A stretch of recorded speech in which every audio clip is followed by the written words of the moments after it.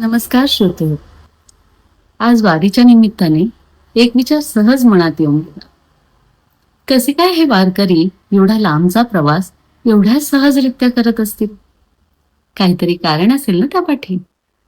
कारण काय माहितीये? त्यांचा पसारा कमी असतो.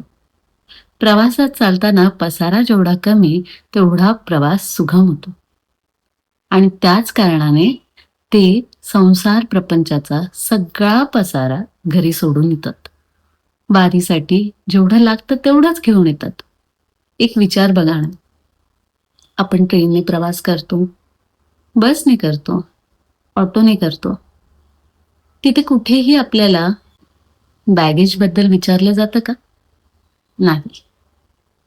पण जेव्हा आपण विमानाने प्रवास करतो, तेव्हा सर्वात आधी काही चेक होत असेल तर ते म्हणजे बॅगेज. का? कारण उंच ओढायचं असतं ना. त्यासाठी प्रवासात लागणार तेवढाच पसारा आपण घेऊन जातो. म्हणूनच जेव्हा देखील आपल्याला घरूड जीभ घ्यायची असते, मग ती वारीच्या रूपाने असू देत किंवा आपल्या आयुष्यातला कोणताही प्रसंग असू देत, पसारा कमी ठेवलेलाच बरा. काय वाटतं? बरोबर ना?